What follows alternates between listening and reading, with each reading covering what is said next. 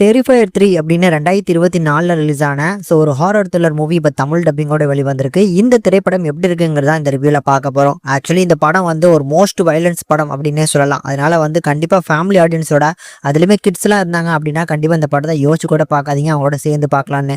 ஏன்னா படத்துல இருக்கக்கூடிய ஒவ்வொரு சீன்ஸுமே ரொம்ப ராவா எடுத்திருப்பாங்க. அதனால தனியாவே உட்காந்து பாருங்க. சரி, இந்த படத்தோட கதை என்ன அப்படின்னா, டெரிஃபயர் 2 பார்த்துருந்தீங்க அப்படின்னா அதோட கண்டினியூட்டியா தான் இந்த படத்தை எடுத்திருக்கிறாங்க. டெரிஃபயர் 2ல நம்ம சைனா ஆட்டோக்ளோனை தலையை துண்டா வெட்டிட்டு போயிருப்பாங்கல்ல, செத்துட்டாங்க அப்படின்னு தான் நினைச்சிருப்போம். ஆனா உயிரோட திரும்பி வந்திருக்கும். அது இந்த கிறிஸ்மஸ் ஒட்டி பார்த்தீங்கன்னா உயிர் தெளிந்து வருது. இப்படி உயிரோட திரும்பி வரக்கூடிய இந்த ஆட்டோக்ளோன்ஸ் திருப்பி ஊர்ல இருக்கக்கூடிய ஒவ்வொருத்தரை எப்படி கொடூரமா கொல்ல போகுது அப்படிங்கிறது ஒரு பக்கம். இன்னொரு பக்கம் நம்ம சைனா கடந்த கால வாழ்க்கையில இருந்து மீண்டு வரலாம் அப்படின்னு நினைக்கும் போது இப்படி ஆட்டோக்ளோன்ஸ் திருப்பி உயிரோட வருது அப்படிங்கிறது தெரிஞ்சதுக்கு அப்புறம் என்ன பண்ண போறாங்க.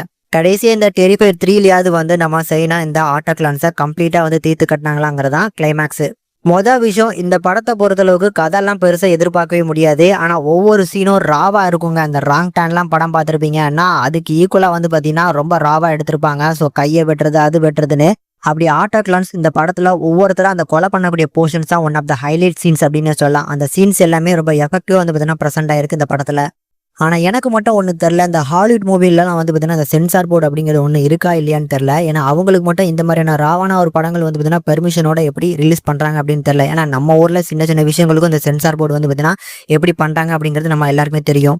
பட் எனிவேஸ், இந்த படத்தோட அந்த ஜானருக்கு ஏற்ற மாதிரி ப்ராப்பரா ஒர்க் அவுட் பண்ணி ஒவ்வொரு சீன்ஸுமே பார்த்து அமைச்சு கொடுத்துருக்கனால கண்டிப்பா உங்க எல்லாருக்குமே பிடிக்கும்னு நினைக்கிறேன். டெக்னிக்கலி படம் செம சவுண்டான படம்.